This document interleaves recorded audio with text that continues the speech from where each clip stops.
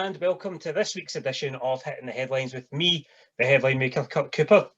And this week's show is going to be another belter with one of the upcoming prospects at Titanic Wrestling, Catchman Mills. So before I bring him in, I'd just like to say again a big thanks to everybody that's been interacting with me on Twitter, especially Instagram this week, off the back of the last couple of podcasts. I've been getting some good feedback from you, got a lot of interaction with you. These are answering my questions, which is stuff that I love.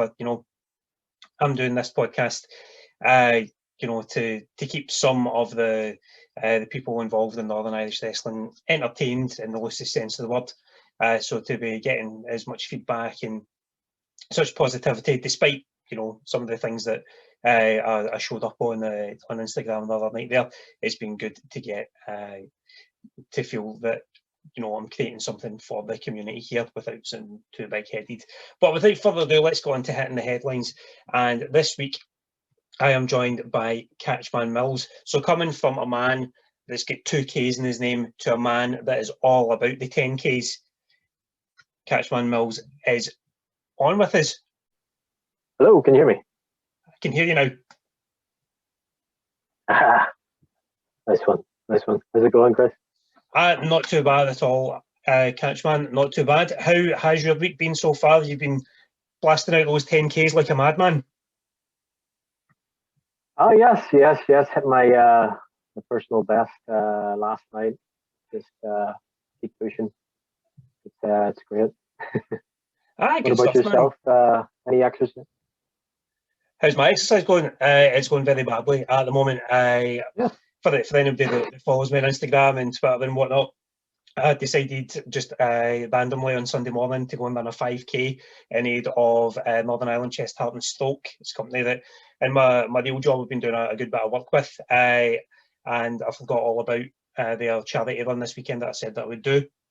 So Sunday morning went and blasted out a 5K, raising £240 in the process, and I'm still feeling the after effects of it because I haven't been doing any prep for it. What tips would you advise, if I was to go out and do another 5K at some point this week? What would be your top tips there, Catchman? Definitely stretch out those muscles. Also keep consistent. There is times where I've woken up in the mornings and I feel completely ruined, and it's the last thing I want to do. So I would say just push through it. Get good motivation. I myself, I like to listen to a fellow called David Goggins.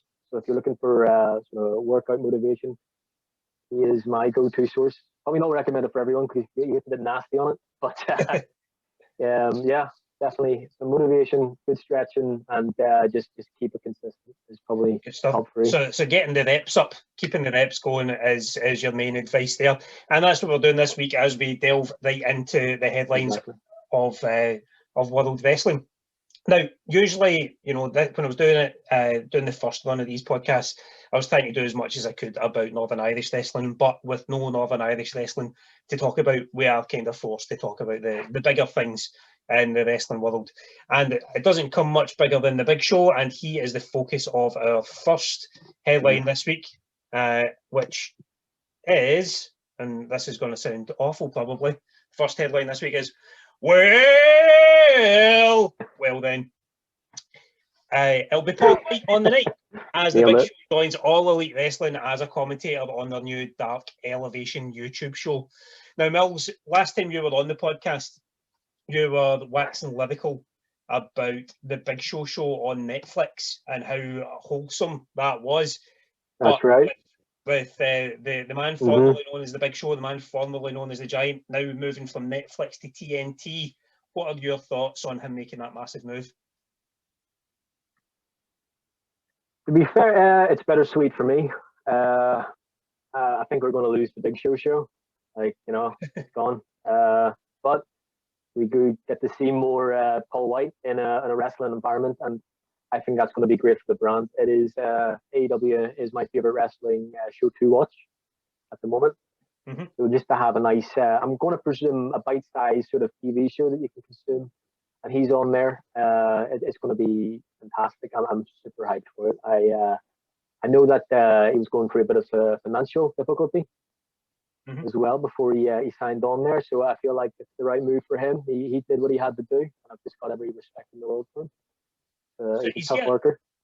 He's yet another man who has taken his time and sort of jumping over to AEW, you know, All Elite Wrestling, for all its goodness, and we discussed that a couple of weeks ago in the pod.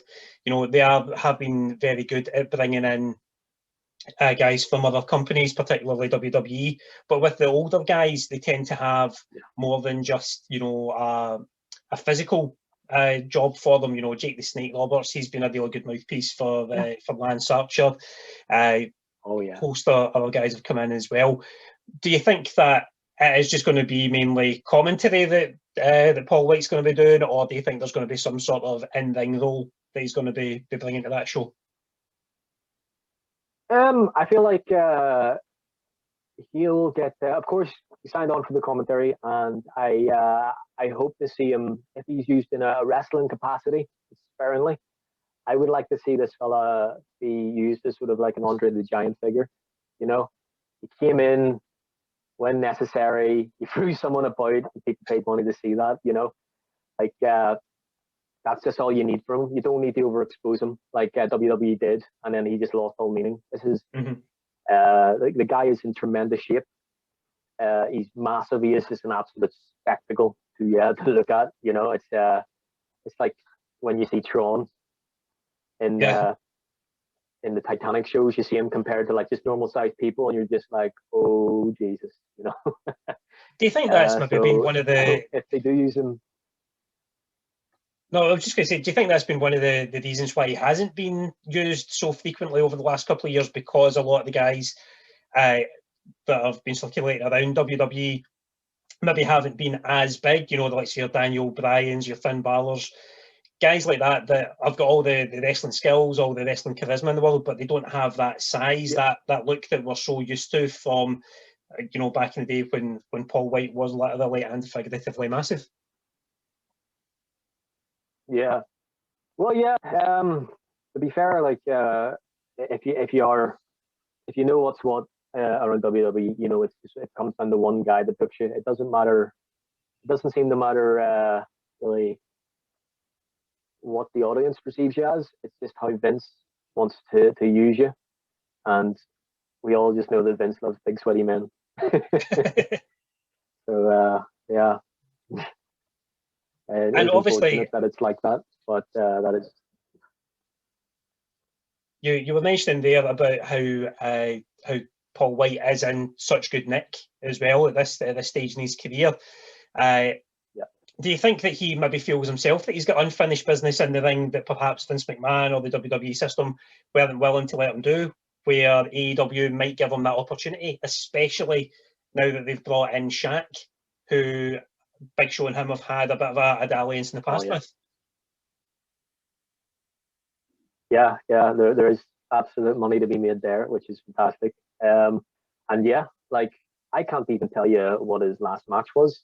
Like for such a guy or such a figure to just whimper away like that, with no farewell, like he deserved like a retirement match sort of stipulation on a big stage, and I just don't think he ever got that moment. Like if it was yourself, would you not want, you know, that go home wrestling match if it was going to be your last one, instead of just disappearing off with no mention to the audience?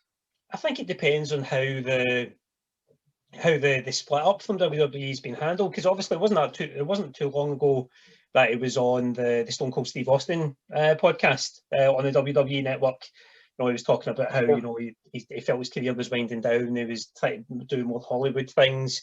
He was playing Dungeons and Dragons in basements with Vince Vaughn and loads of Hollywood bigwigs and stuff like that. So it seemed from that, you know, from that podcast, that he maybe was, you know, at the tail end of his career. But obviously moving over to All Elite Wrestling, maybe with a wee bit of a file under them, I suppose, because I think there's been reports in the dirt sheets and whatnot about how he was unhappy with how he was handled during WWE Legends Night, his angle with Randy Orton, that kind of thing. So it's, you know, we can only speculate, but maybe, you know, the relationship with Vince has just soured so much. He's just been like, nah, I'll just cut my ties and I'll go to Jacksonville.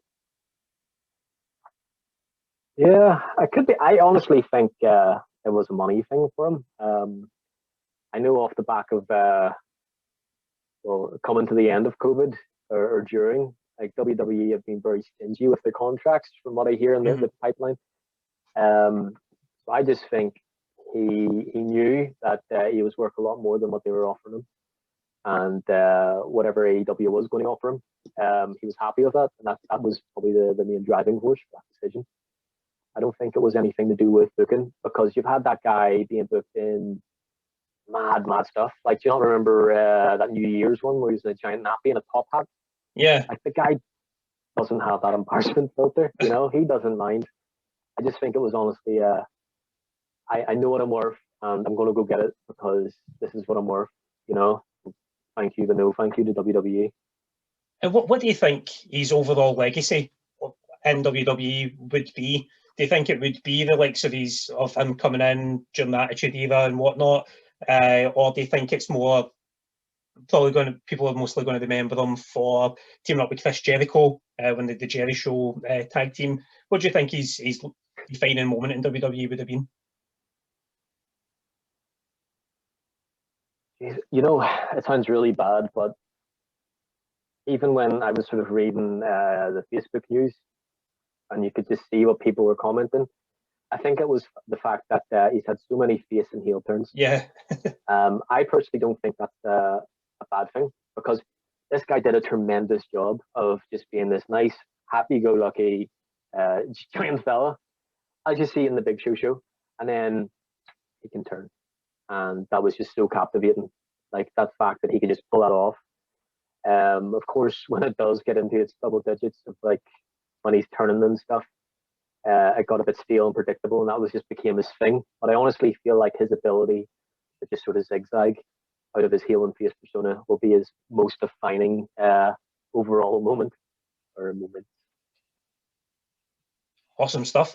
So we wish Paul White all the very best as he goes on to AEW, and if he's gone there for the money, that's a nice segue into what we're going to talk about next, when Mr. Money in the Bank, The Miz, cashed in at Elimination Chamber.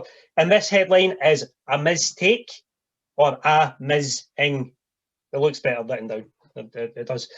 But yeah, after the it got a pop out of me. After the shocking end, at least it's popping someday. After the shocking end at Elimination Chamber on Sunday night, Mr. Money in the Bank is now the WWE champion. But will he be a transitional champion, Catchman, or will he still be standing at kind of medium height with the belt at WrestleMania?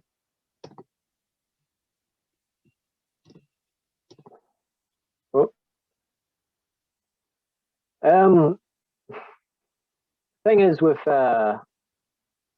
Miz, I really respect him as a performer.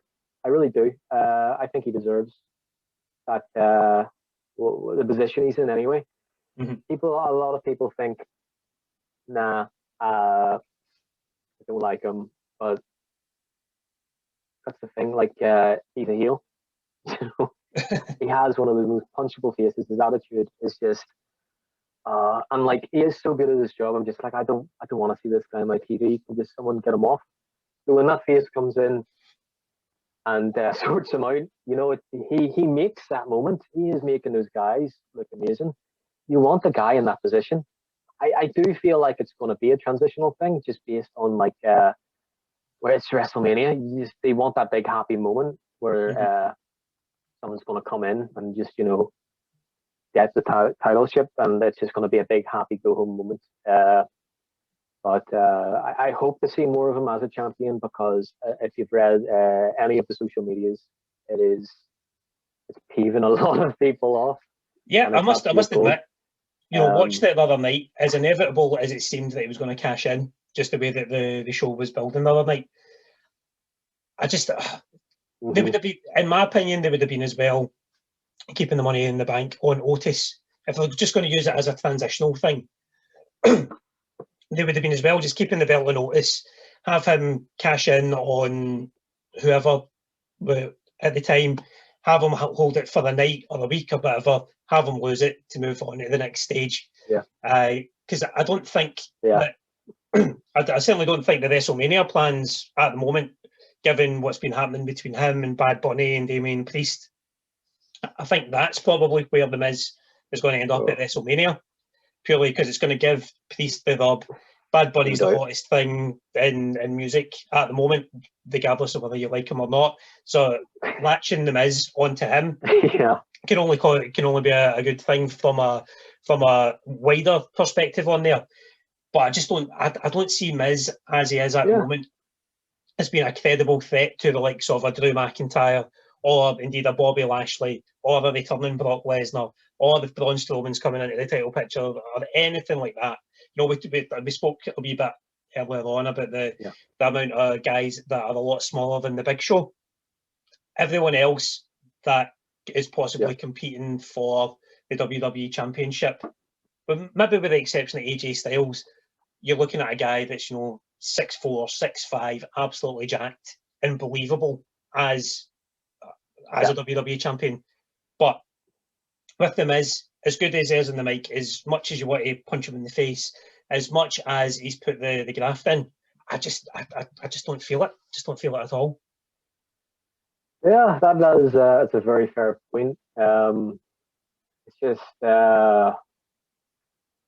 I also don't get why they took that off Otis. I think Otis needed it more, but I just feel like it just sort of adds to that criticism that WWE have, that there just seems to be no thought for the long term. It's just, what can we do now and here to just interest people? Just hot shot various things about. It is unfortunate, but he's been put in that situation. If that was you, you're not going to decline that. You're going to, if you're the Miz, of course, you're just going to jump right on that and make the best possible product that you possibly can, and that's what he's doing, and I have every respect for him. The only thing that did annoy me was, I don't know if you've seen it, but the video package before the Elimination Chamber, and I was just watching it. I don't watch a lot of WWE products. It's just the big stuff, so I wasn't too clued in. But the very last image was Miz holding the Money in the Bank, and I'm just thinking, yeah, that's ruined it. He's coming out with the Money in the Bank and he's cashing in. There's just no surprise anymore, which it just really annoyed me. That was the only sort of criticism I had about that whole match. It sort of just really annoyed me. But that's not the performer's fault. Yeah, I mean, the good thing that it has brought about is it's put Bobby Lashley, who has been an absolute tear as part of the Hurt Business over the last 6 months, it's put him bang into the title contention here. And again, with the way that built up, obviously Miz promised him the title shot if he would, do him the favour there. But again, I don't know if it's just fantasy booking or whatnot. I would be going to Bobby Lashley and saying, look, if you do this for me and I become champion, I'll give you the main event spot against me at Mania. That would be the bigger sell, because that way, it's pissing off the fans even more, because it's taken Drew out of the equation for WrestleMania. It means that the Miz has got 2 months to have all sorts of shenanigans as well, because obviously he needs to defend the belt within 30 days, but they could have a match as such, and Miz could make Miz could have had some sort of stipulation where he has the match, but he makes Lashley lie down to him, which increases the heat on him. That thing, because, Lashley wants that WrestleMania moment. So much they could have done with that, instead of just being like, right, I'll give you it next week in Raw, where Miz is probably going to lose it, and then we're going to get Lashley and McIntyre at Mania, possibly with Brock coming in there as well. Yeah. I just think, again, just my opinion. Who am I to have an opinion? But that's just how I thought it should have went down. Yeah, that to me, that sounds a lot better than like it's not a fact of at this point what's going to happen. It's just, we know it's going to happen. We know that Lashley, he's designed to be a transitional champion. You can just see through it all. And I would just like a bit of continuity with the product, really, in just my opinion. Like maybe the biggest surprise of all could be that they don't take it off Miz, and Miz does end up going to Mania as champion and comes out of Mania as champion and holds it for a while. But then, as I say, all the people that could potentially be champion are much bigger, much harder, much more athletic, much more hard hitting, and I think throughout Drew McIntyre's reign as champion as well, you know, we've got used to seeing big horse fights, you know, big meaty men battering each other for all those for the title on there. But we're not necessarily going to get that with the Miz. So with that said, Alan, what would your final thoughts be on the Miz being the face, being the flag bearer for the WWE Championship at this time? All for it. The guy, he's probably one of the most consistent performers for the brand, whether you like it or not. He has been for years. He's on the hustle. He's put in the grind. And I honestly couldn't think of someone in a more worthy spot. You know, he's very entertaining, whether is it for you like him or you hate him factor. Yeah, really happy. I hope we get a nice surprise and he continues on. Maybe we get Maurice back. That would be cool to see. But yeah, pretty much I hope to see more of him as champion, as it annoys people, and I feed off that. Good stuff. Well, one person that I would like to possibly see take the belt off them is in the future, if he is still champion by the time it comes around, is the man we're going to discuss in the next headline. And that headline is End of an Era. Adam Cole leaves the NXT fanboys crying like a baby after following up his brutalisation of Kyle O'Reilly by Rochambeau Roddy right in the balls.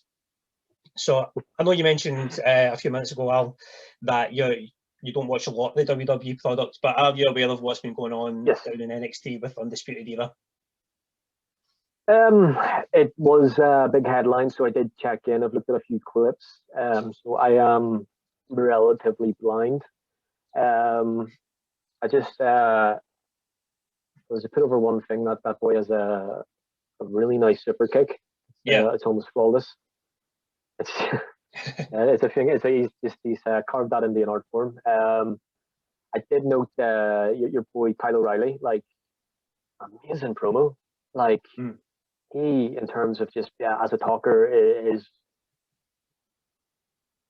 he's above some of the boys on the main roster. It's uncanny, like the passion in his voice. You know, it doesn't feel like he's reading from a script. This is him talking. And this is actually him, is how he would react organically to these situations, which is great for that immersion factor.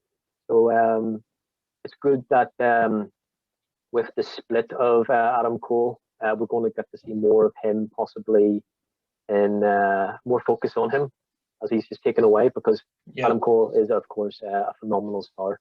So I think it's going to be, I think it was about time anyway, because was it 403 days that boy was champion, wasn't it? It was something along those lines, yeah. I mean, he's arguably the best guy that NXT have had that's never moved up to the main roster yet. And I think that the implosion of Undisputed Era had to happen at some point, and the way that they're doing it, I think the way it's panning out is really good. Just Adam Cole just being an absolute dick. You know, breaking up his band of brothers. That brainbuster on the steps last week that caused all the controversy with Kyle O'Reilly getting stitched out and whatnot looked absolutely brutal. And then this week, he's face to face with Roddy. They're both on their knees in the ring, consoling each other. And then just as they're getting up, poof, right in the nutsack, just absolutely destroyed it. I mean, I don't know where Bobby Fish is during all this. I know that he's out injured, but you know, I assume that they'll get him involved at some point for the official breakup. But the only place that I can see Adam Cole moving once the implosion is complete is up to the main roster. It's just, where does he end up going? Is it Raw? Is it SmackDown? Who knows? Yeah. I'm hoping he's going. I don't know. He's got like a Raw sort of feeling to him. So I know that that's probably the more favorable brand to go to for whatever reason. But I don't know. I've got a feeling that he's Raw bound. What do you think? SmackDown or Raw for him? I think purely because he's more of a wrestler than an entertainer, I think SmackDown would maybe be the better fit for him. But again, I think it all depends on what's happening with the Peacock stuff with WWE as well, because obviously there's chat that if I think Fastlane is the first event that's going to be on Peacock in the States when the WWE network moves to that streaming service, and there's talk that Brock Lesnar is coming to that. But if they're putting SmackDown or Raw on Peacock as well, they need something else to elevate the brand or something to get people tuned in. And I think that would be the time to bring Cole up, unless they leave it till the night after WrestleMania. But again, it depends if there's going to be fans, because I think if fans were going to be in attendance for the Raw after Mania, then that would blow the roof off. That would absolutely blow the roof off if Cole was in that. Same way Rhea Ripley. I love her. Like, she is fantastic. What a gimmick. What a worker. You know, it's just very captivating when I'm watching her. Very few that on that brand that I'm just like enamored with. But I just seen that she got a video package that's just sort of coming, and of course I'm hyped that she's on her way to Raw. But you also, you know, it's happening. Sort of like Adam Cole, you know he's coming, and it's just like, where's the surprise element? You know, of course, if we do get a crowd, they're going to make up for it, because that crowd after WrestleMania is just fantastic. Like, it is, and I think that's something that really lacked last year. After Drew had won his belt, he didn't get that, you know, that coming out party as such that anybody else would have got in any other year. And I know that there's going to be some sort of crowd involved at Mania, but whether that goes into the Raw the following night or not, because I think Adam Cole debuting on either SmackDown or Raw, it needs to be in front of people, because you need to have the Adam Cole, baby. You need to have that. Otherwise, it could fall apart. It could fall apart quite easily. But do you think that once it does get up onto the main roster, do you think that Vince or whoever's writing SmackDown and Raw, do you think they will do him good? Do you think they will do him right where they failed with the likes of Keith Lee and anybody else that they've got up recently? Probably, they're probably going to do a very. I was going to say, it's not that they do a bad job with people; it's not that they do a good job with people, but I find it to be very mediocre. It's just, he's going to come on. They're probably going to push him strong because of his reputation from his indie days, from NXT. He's got a minor push, and then after that, I think he just is going to join the mid card shuffle, because it's not that he isn't the main event status guy, because in my mind he absolutely is. You know, he's just phenomenal. But I just think that that's just the standard now. It's just a cycle that you're just doomed to go into, and you just sort of join the wheel. Because I don't see him as something that Vince is going to take to. But hopefully I'm wrong. I would like to see him pushed to the moon. You know? Yeah, I would as well. You know, he's phenomenally talented. He deserves to be on a bigger platform, and I just hope that NXT isn't the nadir for him. Now, before we go on to the next section of the podcast, this is usually where I would have a sponsor to give out, but I don't really have a sponsor. It's more of a PSA this week on the podcast, and that is if you are someone that's involved in the Northern Irish and the Irish and the Scottish, the UK, the worldwide wrestling industry, just don't be a dick. You know, it's dead easy to do. Just don't be a dick. If you're, making people's life hell on social media, who are going out of their way to do a good job and making sure that when we get back to proper wrestling and back to events, that things are safe, that things are going to be done in the correct way, trying to put everything that's come out over the last year behind us and move on in a positive manner. Don't be the dick. Just don't be the guy or the girl that's going out there causing havoc, stirring shit up, and making people not want to come back and watch and take part and be a part of the community that we love. So that's no funny sponsor this week. I say just don't be a dick. And I know that I'm a hypocrite in that as well. If you listened last week, I was a wee bit off with Lucky Star. You know, the interview was going really well last week, and then it just kind of took a wee bit of a turn towards the end, and I apologised profusely for Rocky. You know, a lot of the points he made were very salient about how, you know, I'm pretty much a nobody in the wrestling world. You know, I've had a handful of matches.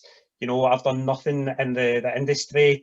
I'm just a loudmouth, all that kind of thing. And, you know, he made a mention about, you know, I'm a guy that's only 2 matches and I've got my own merch and stuff, and how that's, you know, it shouldn't be that way. And as a wrestler, he's probably right. As a wrestler, you know, I'm probably thinking above my station having my own merch and stuff.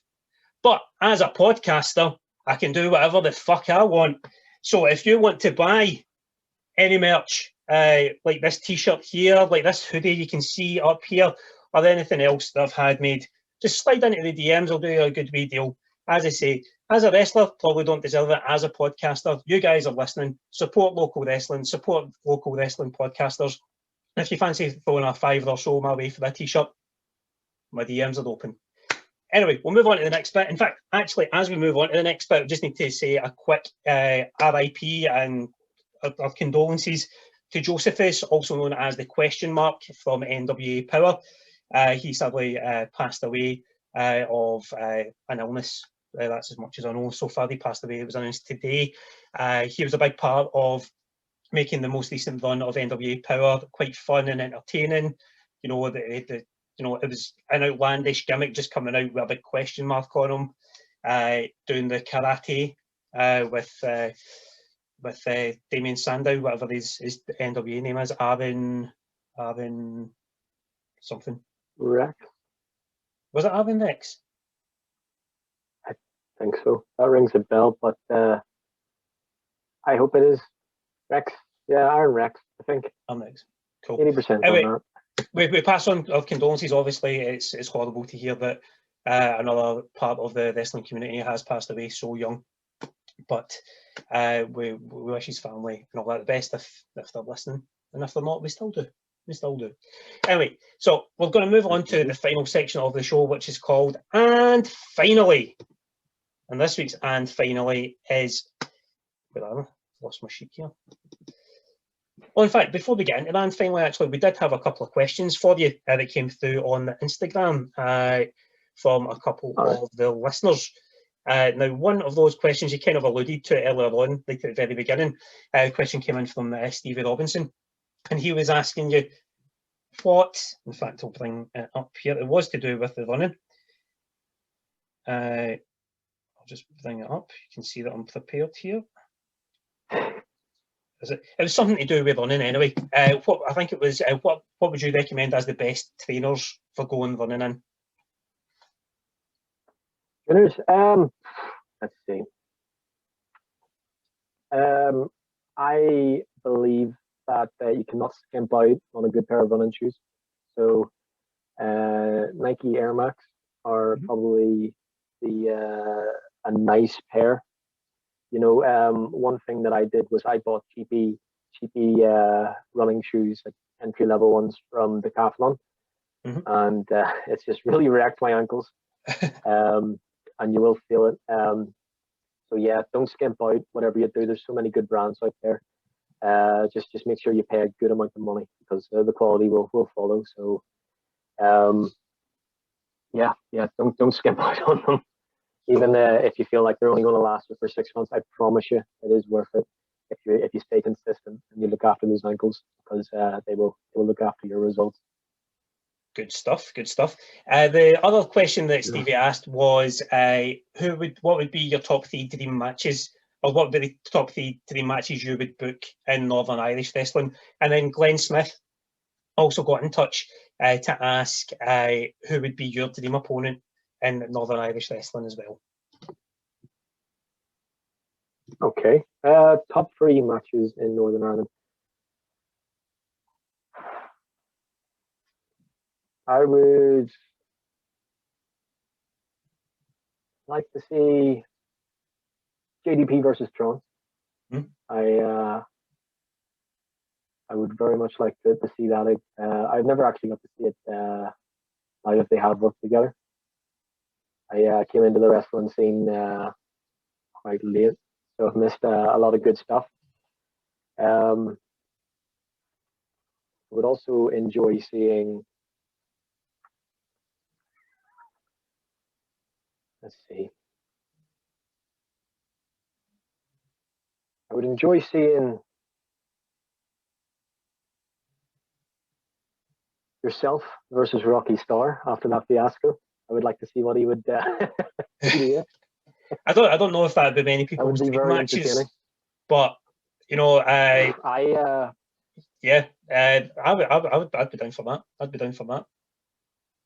Yeah, 100%. I would like to see what he would do to you. Not more of the performance. I just think that he can be a very scary man. Just to sort of see what he had in store for you would be very entertaining for me. And I guess I would like to see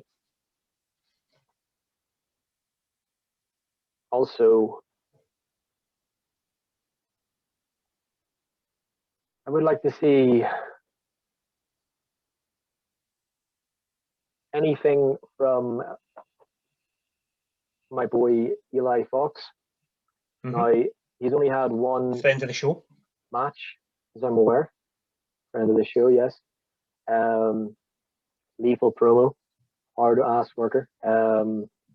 All the respect for him, and I would just want to see, for me, what he can do in a ring.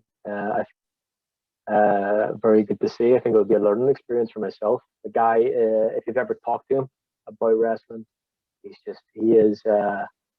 amazing. Like he's someone I can personally go to, bounce ideas off. He works hard for it, and I really want to see him wrestle something, just one-on-one. I just want to see.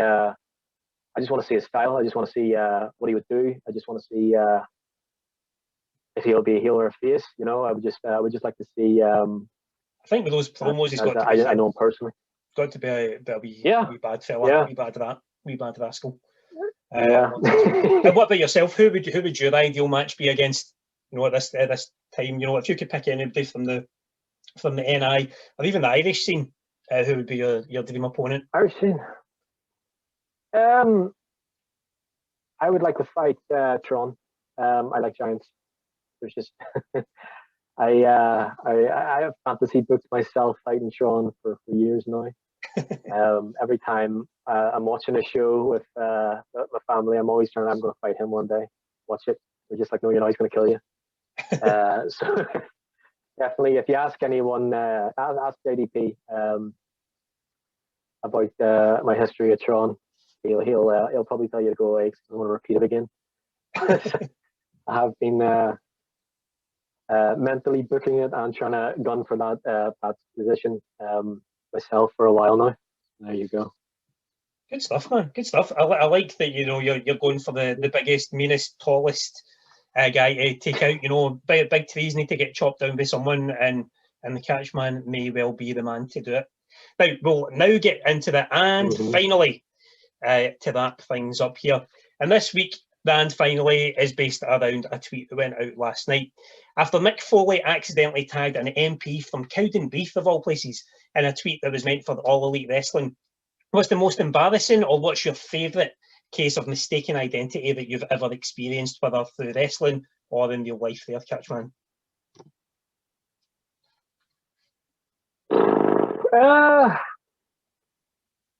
No. Besides, I don't really have a good story to tell, if I'm being honest. I used to be all the way through high school. I used to get mistaken, or not mistaken, but people used to be like, "Oh, you look like you have a tenant." So my nickname in high school was Doctor Who. And Is that not just because folk kept finding you inside telephone boxes doing dodgy stuff? Yeah, pretty much. Yeah, I love cupboards, telephone boxes, any enclosed areas. I'm quite agoraphobic. That's what I think attracts you to wrestling when you're in that ring. I like to feel secure. Good stuff. Well, again, I need to take this opportunity as well well, just going to say, I need to take an opportunity to apologise to a friend of Titanic Wrestling, Ricky Knox, who, for whatever reason, I do not know why, for the first 2 months that I knew Ricky, I was calling him Ryan all the time. And I was wondering why he was never responding to me calling him Ryan, or it just seemed a bit standoffish anytime I was talking to him. And it was because I was calling him the wrong bloody name for so long as well. And I remember as well when Titanic first started up, I remember one of the first sessions that we had. There was a guy that was fairly new to it. I'd never met him before, and I was tussling with him.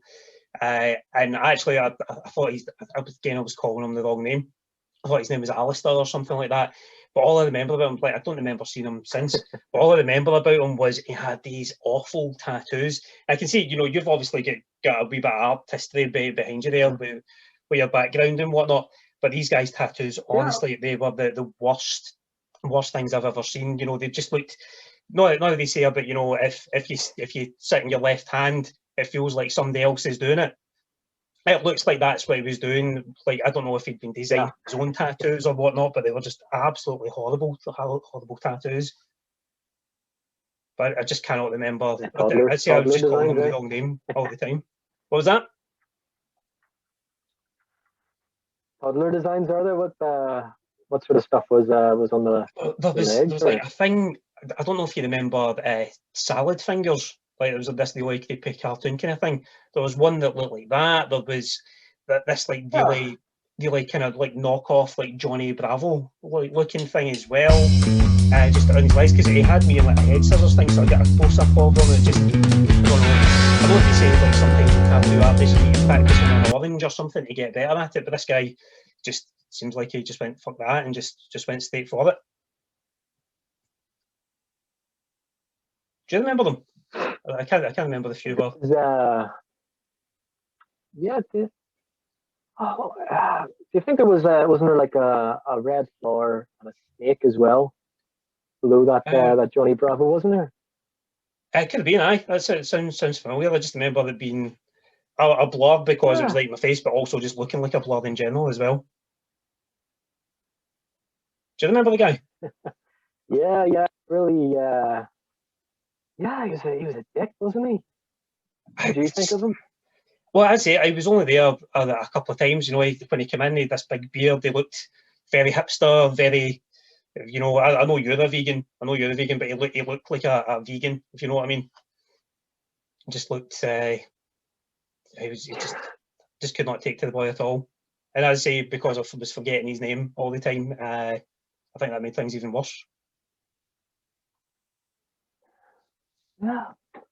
What do you think of that? Does that look familiar? You see that? Look at that. Oh, aye. Really, did you go to the same guy? No. I mean, obviously, when you're at in the background, you've got a lot better at it by the look of it. By your pictures in the background there. So, I don't know. Was that like way back at the start when you were? I'll just stop digging. I'll just stop digging. No. I'll just stop digging. That leg is going to be very significant. Yeah, I do cover-ups. Because I get this wee arrow thing done a couple of years back, but it's nothing like what I wanted it to be. Like, is that something that you think that you'd be able to do something with? I can put a nice big prick on it if you want.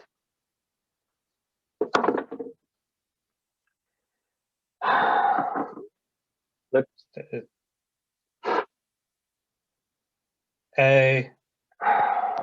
Cool. I should probably end it here then. Thanks very much to Catchman Mills for being my guest on this week's Hitting the Headlines. Thank you. And if I can manage to go a week without offending anyone, we'll be back next week.